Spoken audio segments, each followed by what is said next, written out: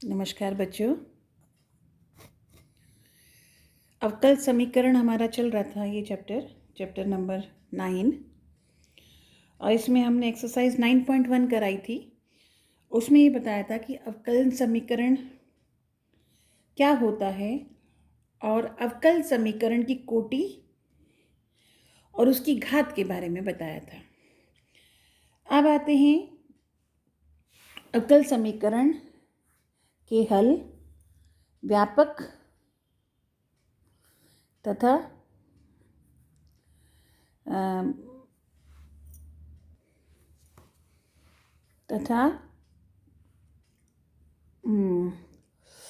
ये होता है जनरल एंड पर्टिकुलर सॉल्यूशन, यानी व्यापक मान तथा मुख्य मान। हम रिकॉल करते हैं छोटी क्लासेस को। छोटी क्लासेस में जब आप समीकरण को हल करते थे, जैसे कि द्विघात समीकरण को हल करते हैं, x² + 5x - 6 = 0, तो इसमें, या फिर आप क्लास 9th में, आप उसे क्लास 11th में आपने त्रिकोणमितीय समीकरण करे थे, sin² x + sin x = let's suppose 0 होता है, तब इसको कैसे हल करेंगे। तो यहाँ पर इस वाले समीकरण में x का जो भी मान आएगा वो रियल नंबर होगा, यानी किसी संख्या के लिए बात हो रही होगी। यहाँ x का मान किसी कोण के लिए होगी, वो भी एक रियल नंबर ही होगा। तो इन दोनों केस में ये रियल नंबर, या जिसे कह ले कोण की बात हो रही है, कोण को निकालने की बात होगी। लेकिन जब हम किसी अवकल समीकरण, फॉर एग्जाम्पल d2y/dx2 + 5y = कुछ समथिंग, लेट्स सपोज 6, इस तरह का कोई भी समीकरण है, यानी जो ये आपका अवकल समीकरण है, इसको हल करने की बात आती है, तो इसका मतलब y का मान निकालना है आपको। y क्या है, और y जैसे कि आप जानते हैं फलन होगा x का। तो आपको y = 5, यानी यहाँ तो संख्याएं निकालनी होती थी, यहाँ पर आपको क्या निकालना होगा कि वो फलन कौन सा है, वो फलन का मान निकालना ही आपका काम होता है। तो आप जब इन क्वेश्चंस को करते थे, और जब स्टार्टिंग एक्सरसाइज में आपने इनके हल कई तरह से हल करने निकाले थे। शुरुआत में कुछ क्वेश्चंस ऐसे आते थे कि आपको दिया होता था कि देखो क्या x = 5 इसका हल है या नहीं है। तो आप इसमें मान रख के देखते थे। अगर left hand side right hand side के बराबर आ रही है तो वो उसका हल होता था, और अगर नहीं आ रही तो वो उसका हल नहीं होता था। तो इसी तरह से यहाँ पर जो आपकी बेसिकली पहली एक्सरसाइज है, 9.2 एक्सरसाइज है, उस एक्सरसाइज में आपको संभावित हल दिए होंगे, यानी फलन दिया होगा। उस फलन को, और आपको अवकल समीकरण दिया होगा, तब वो फलन उस अवकल समीकरण का, ये फलन इस अवकल समीकरण का हल है या नहीं है, ये आपको मालूम करना है। तो ये आपकी एक्सरसाइज है। तो बेसिकली जब आप ये फलन निकालते हैं तो इसी को हल करना कहते हैं, अवकल समीकरण का हल करना कहते हैं। और इसमें भी होता है व्यापक मान तथा मुख्य मान। जब फलनों की कोई एक क्लास निकलती है, मान लीजिए फलन है y² = 4ax, यहाँ a कोई भी आर्बिट्रेरी कांस्टेंट है, यानी ये y² = 4ax पैराबोला यानी परवलय के समूह को बताता है। लेकिन जैसे जैसे मान a का बदलता रहेगा, वैसे वैसे अलग परवलय निकलता जाएगा, लेकिन होगा ये परवलय ही। तो इस तरह से कहने का मतलब ये है कि अगर इस तरह का कोई सॉल्यूशन निकल के आता है तो हम इसे व्यापक हल कहते हैं, और जब a का मान भी हमें पता होता है तो उसे हम मुख्य मान कहते हैं। तो इस चैप्टर में आप डिफरेंट तरीके से इन अवकल समीकरण को हल करेंगे। लेकिन जो एक्सरसाइज 9.2 दे रखी है, इसमें बेसिकली आपको हल ही दिया हुआ है, और ये देखा है कि ये हल इस समीकरण का है या नहीं है। जैसे कि प्रश्न नंबर 1 पर आते हैं, तो ये कहते हैं कि बताइए या वेरीफाई कीजिए कि y बराबर e की पावर x प्लस 1 अवकल समीकरण y double dash minus Y dash बराबर 0 का हल है या नहीं है। एक्चुअली में ये इसका हल है, ये आपको सिद्ध करके दिखाना है। यानी ये इस समीकरण का हल है, यानी y का मान यहाँ रखने पर ये समीकरण हल हो जाएगा। अब यहाँ y का मान यहाँ कैसे रखेंगे, यहाँ मान रखेंगे सेकेंड डेरिवेटिव का, क्योंकि बेसिकली इसका मतलब होता है d2y अपॉन dx2 और इसका मान होता है dy अपॉन dx।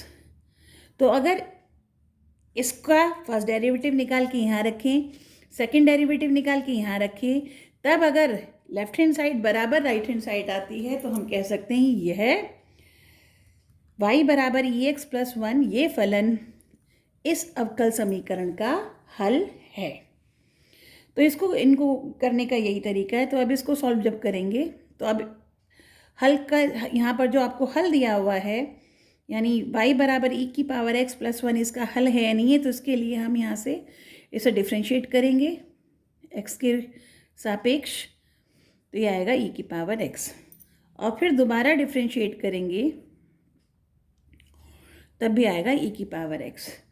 अब इसको हमें सेटिस्फाई करके दिखाना है, ये दिखाना है कि ये इसको संतुष्ट करता है नहीं, तो हम इसकी लेफ्ट हैंड साइड को लेंगे।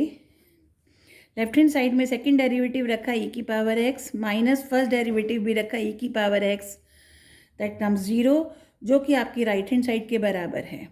तो जब इसका मतलब इसका मान यहाँ रखने पर इसने इसको संतुष्ट कर दिया, इसका मतलब y बराबर e की पावर x प्लस 1 इस समीकरण का हल है। तो ये था आपका प्रश्न नंबर 1। आते हैं प्रश्न नंबर 2 पर।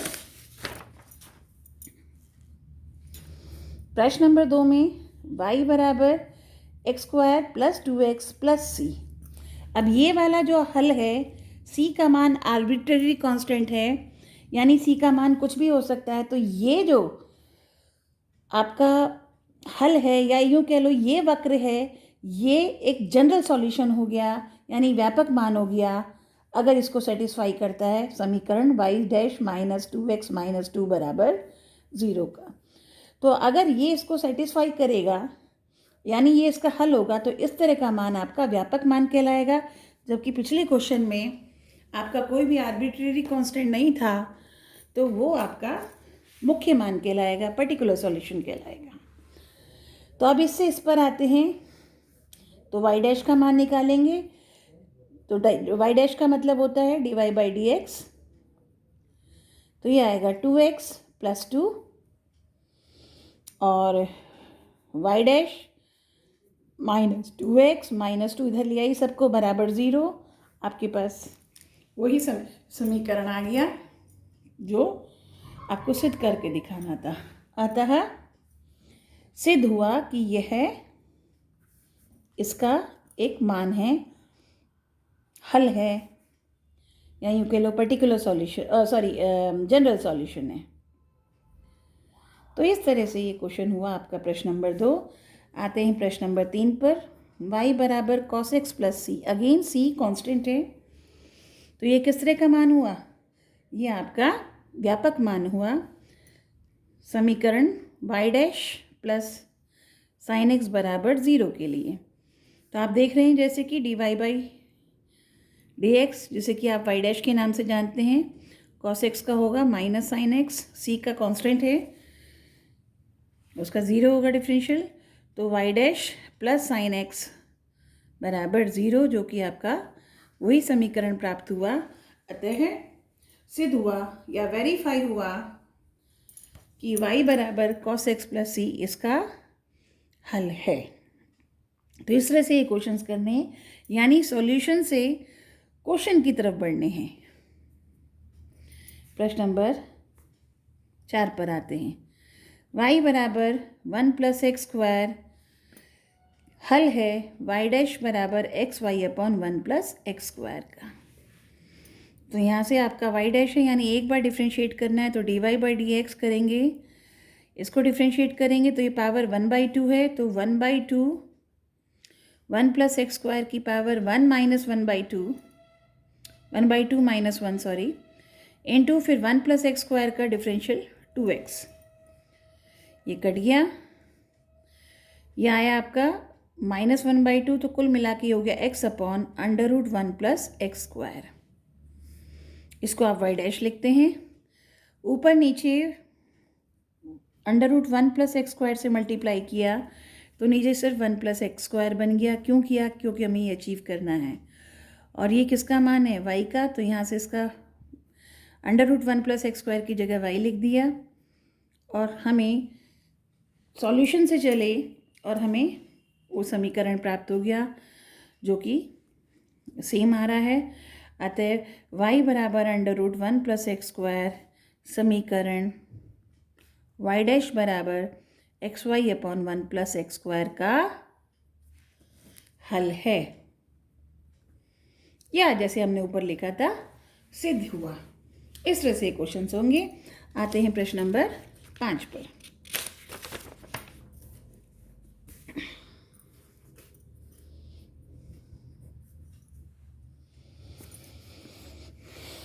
y बराबर ax समीकरण एक्स वाई डैश बराबर y का को संतुष्ट करता है या नहीं है। तो dy बाई डी एक्स कितना हुआ आपका a, और यहाँ से a का मान अगर हम निकालें तो y अपॉन एक्स रख सकते हैं।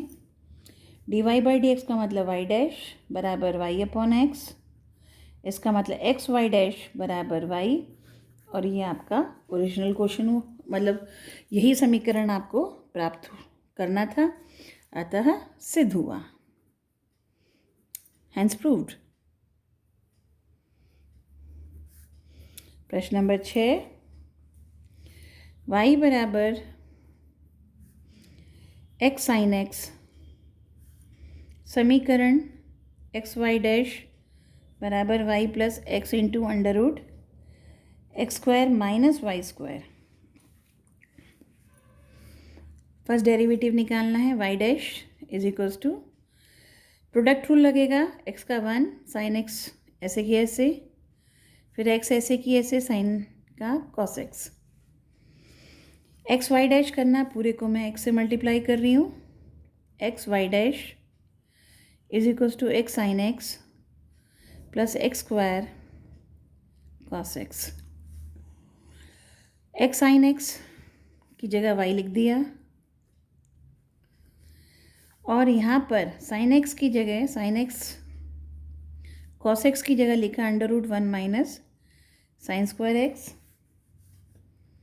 y plus X square √1 minus Y square upon X square. Sine x का मान यहाँ से y अपॉन x निकाला, y plus X square √x square minus Y square upon x। ये कट गया, इसलिए एक्स वाई डैश बराबर y plus X √x square minus Y square. यही समीकरण आपको प्राप्त हुआ, अतः सिद्ध हुआ कि यह इसका हल है। ये था प्रश्न नंबर 6। आते हैं प्रश्न नंबर 7 पर।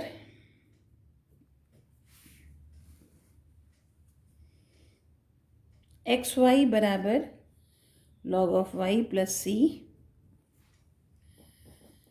समीकरण है y डैश बराबर Y square upon 1 minus X Y. यहाँ क्लियरली लिखा एक्स वाई 1, एक्स और वाई का प्रोडक्ट 1 नहीं होना चाहिए, अदरवाइज ये नॉट डिफाइन हो जाएगा। तो अब इसमें हम प्रोडक्ट रूल लगाएंगे। x का डिफरेंशियल 1, y ऐसे की ऐसे, x ऐसे की ऐसे, y का differential dy by D x, log y का डिफरेंशियल 1 अपॉन वाई, और फिर y का differential dy by D x, c being constant 0 हो गया।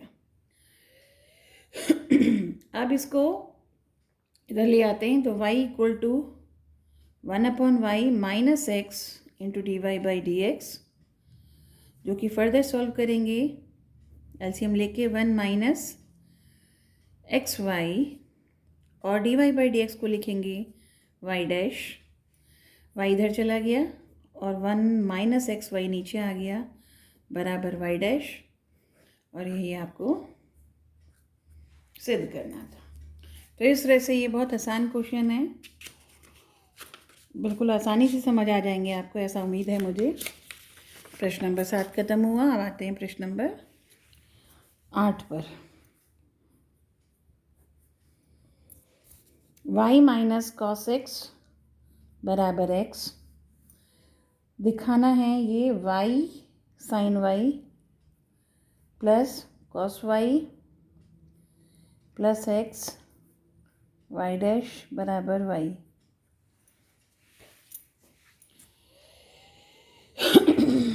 फिर उसी ढंग से y डैश निकालेंगे, इसे डिफ्रेंशिएट करेंगे। y डैश y का डिफरेंशियल cos x का sin x minus sine X होता है, तो ये plus sin x equal to 1। अब आप देखिए ये कितना घुमा के बना हुआ है क्वेश्चन। y डैश है, अब इसमें y डैश का मान आ गया 1 माइनस साइन एक्स। हर बार कोई ज़रूर नहीं यहीं से हम वहाँ पहुँच जाएं, तो ये y डैश का मान आ गया। अब जो हमें सिद्ध करना, हमने इसका लेफ्ट हैंड साइड लिया, y sine y plus cos y plus x into Y dash, और मान रखा y का रखा यहाँ पर x plus cos X,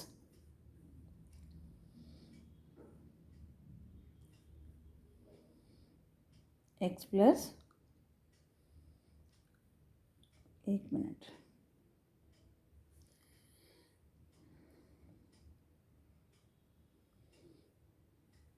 x plus, ये क्वेश्चन गलत उतर गया, सॉरी, ये y माइनस कॉस वाई है, सॉरी, इसीलिए गड़बड़ हो रही थी कि ये कॉस वाई साइन वाई कैसे आएगा। तो ये y minus cos Y equal to X था। तो अगर अब हम इसे फिर से करते हैं, गलत हो गया। अब इसे डिफ्रेंशिएट करेंगे आप, तो y dash minus cos Y का होता है माइनस साइन वाई, और फिर y का होगा y डैश, और x का होगा डिफरेंशियल 1।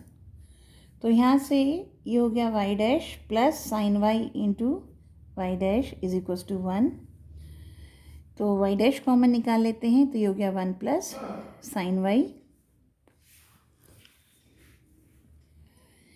Is equals to 1।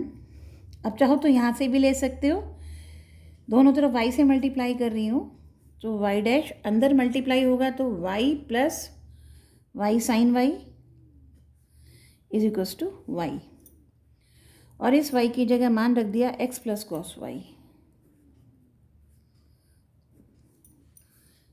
जो इक्वेशन 1 दिया हुआ है, y की जगह x plus cos Y plus sine Y, Y sine Y is equals to Y, और यही आपको सिद्ध करना था, अतः सिद्ध हुआ,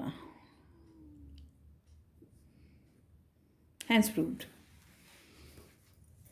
तो इस तरह से क्वेश्चन करते हुए पता चल गया कि कैसे गलती हो रही थी, क्योंकि यहाँ साइन वाई कॉस वाई आ रहा था, यहाँ कॉस एक्स लिखने से ही किसी भी तरह से उसमें एक्स का वाई में परिवर्तन नहीं हो सकता था, तो इसलिए पता चल गया कि कहीं गलती की है। तो क्वेश्चन को दोबारा चेक किया और गलती पकड़ी गई। अब आते हैं प्रश्न नंबर 9 पर।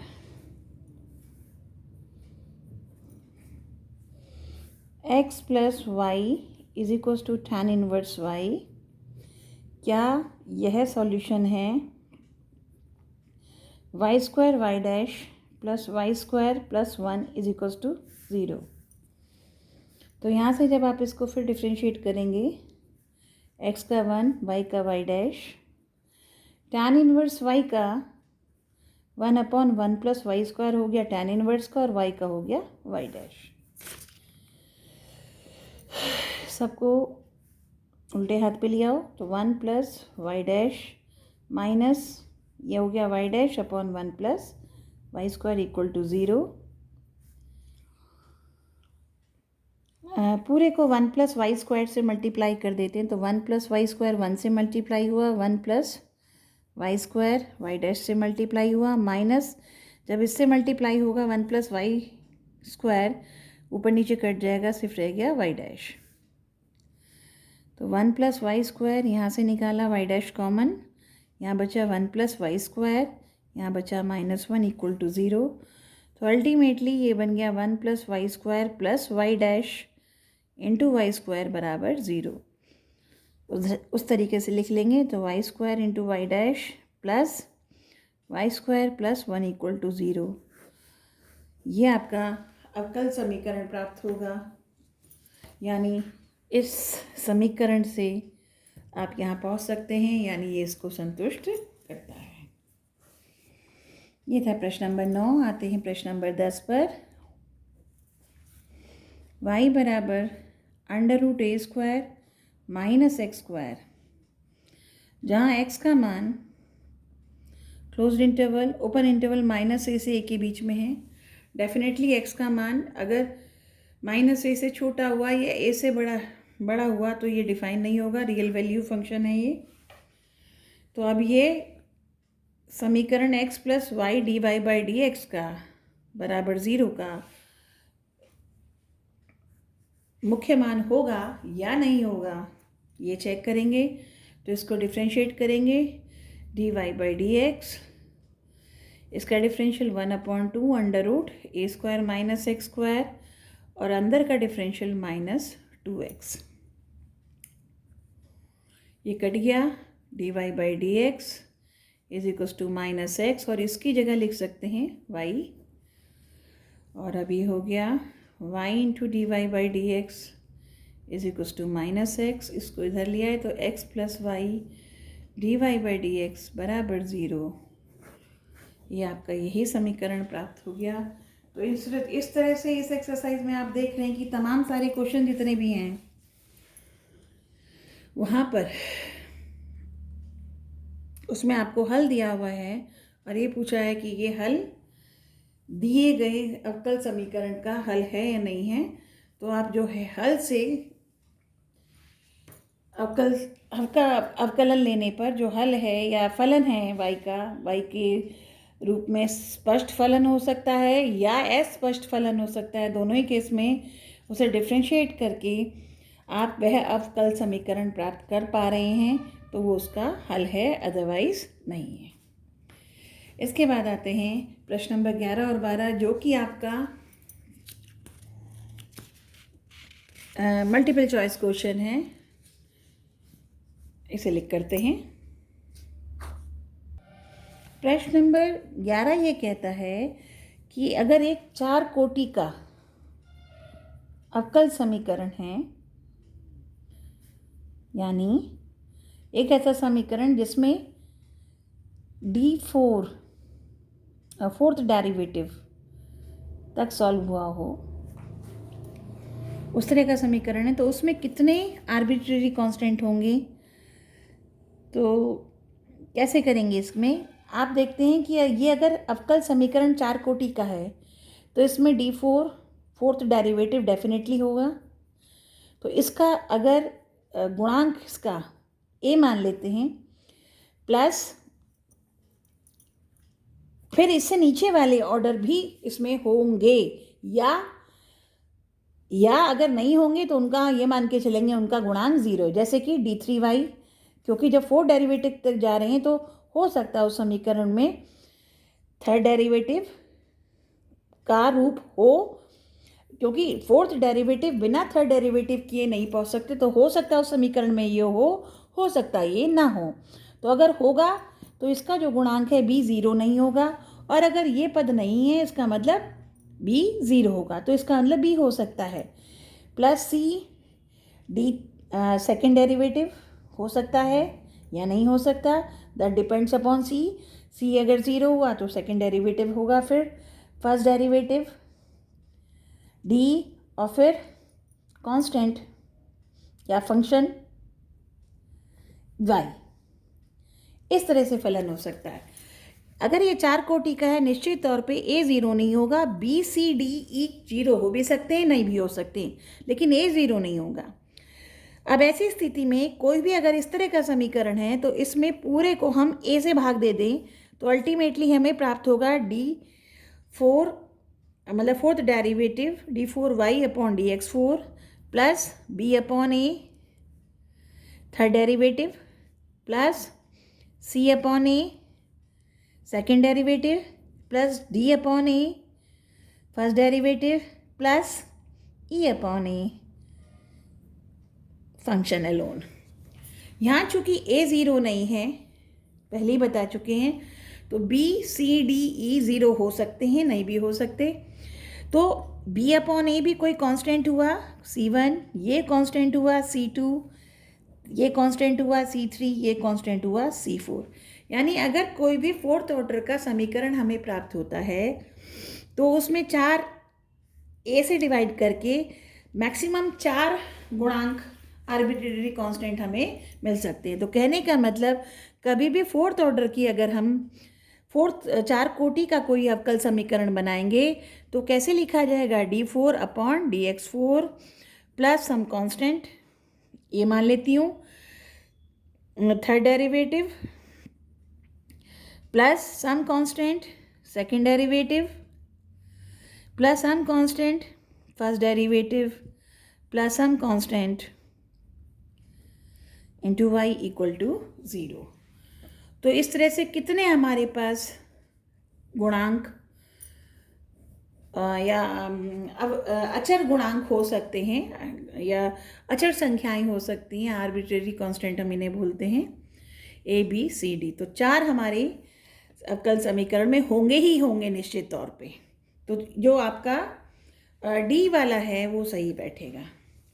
इसी तरह से अगर हम प्रश्न नंबर 12 पे आते हैं, number of arbitrary constants in particular solution of differential equations of third order. Third order का अगर हमारे पास समीकरण है, प्रश्न नंबर 11 में जो कहा था कि 4 कोटि के अवकल समीकरण का जो हल होगा उसमें जनरल सॉल्यूशन यानी व्यापक हल जो होगा उसमें कितने कांस्टेंट होंगे, तो मैक्सिमम 4 कांस्टेंट हो सकते हैं, arbitrary constant c1 c2 c3 c4। तो 4 कांस्टेंट होंगे। जबकि अगला क्वेश्चन ये कहता है कि पर्टिकुलर सॉल्यूशन यानी मुख्य हल अगर होता है, मुख्य हल होता है और कोटि है उस समीकरण की, अवकल समीकरण की 3, यानी 3 कोटि का, 3 थर्ड ऑर्डर का अगर एक अवकल समीकरण होता है तो ये इस तरह से होगा d3y upon dx3 plus a second derivative plus b first derivative plus c constant आपका फलन बराबर 0। लेकिन चूंकि ये मुख्य हल है, y बराबर जो भी मुख्य हल होगा तो a b c कांस्टेंट नहीं, आर्बिट्रेरी कांस्टेंट नहीं होंगे, कोई निश्चित ये निश्चित अचर राशि होंगी। मैं फिर से याद दिलाती हूँ, आर्बिट्रेरी कांस्टेंट, इसे हिंदी में मैं नाम भूल गई इसका, मैं अभी बताती हूँ आपको हिंदी में नाम। इसको हम कहते हैं आर्बिट्रेरी का मतलब स्वेच्छ अचर। मैं पहले बता चुकी हूँ, फिर से बताती हूँ। जैसे कि अगर हम एक समीकरण लेते हैं x² upon a² plus y² upon b² बराबर 1, तो ये हम जानते हैं ये एक दीर्घवृत्त का समीकरण है। लेकिन इस समय a और b अचर तो हैं, लेकिन इनका मान क्या है, 1 भी है, 2 भी हो सकता है, 3 भी हो सकता है, 1/2 माइनस, मतलब जितनी भी रियल नंबर हैं ये मान यहाँ हो सकते हैं। तो ये a और b स्वेच्छ अचर कहलाएंगे। लेकिन जब अगर a की जगह मैं 4 रख देती हूँ, मान लीजिए b की जगह मैं 3 रख देती हूँ, तो अब ये आपका पर्टिकुलर सॉल्यूशन यानी मुख्य मान कहलाएगा या मुख्य हल कहलाएगा, जबकि ये आपका व्यापक हल कहलाता है, क्योंकि इसमें जो अचर हैं वो अचर के भी अलग अलग मान हो सकते हैं।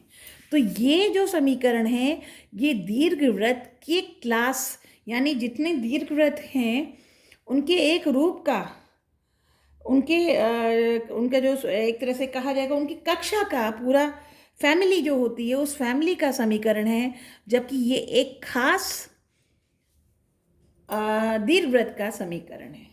तो जब आपका मुख्य हल आ रहा है और मुख्य हल में निश्चित तौर पे ये जो कांस्टेंट हैं ये कोई निश्चित मान होगा, तो इसमें यहाँ पर स्वेच्छ अचर एक भी नहीं होगा, यानी स्वेच्छ अचर का कोई निश्चित मान होगा। जैसे कि ये मुख्य मान है तो यहाँ पर स्वेच्छ अचर नहीं मिलेगा। जो अचर राशि है वो ए बी के फॉर्म में नहीं होगी बल्कि प्रॉपर एक संख्या का मान होगा। तो ये मतलब होता है स्वेच्छ अचर और निश्चित अचर का या अचर संख्या का कह लो, ये मतलब होता है। तो ये मतलब समझ गए होंगे। तो जब मुख्य हल निकाल रहे हैं तब उसमें कोई भी स्वेच्छ अचर नहीं होगा, इसलिए स्वेच्छ अचर जो राशि है उनकी संख्या कितनी होगी, 0। तो जो डी ऑप्शन है वो आपका करेक्ट होगा। तो ये था आपका एक्सरसाइज 9.2, इसे आप करिए। अगले वीडियो में मैं आपके डिफरेंशियल इक्वेशन कैसे बनाई जाती है जबकि आपको जनरल सॉल्यूशन दिया हुआ है, यानी व्यापक हल दिया हुआ है, उससे समीकरण कैसे बनेगा ये बताएंगे। Thank you.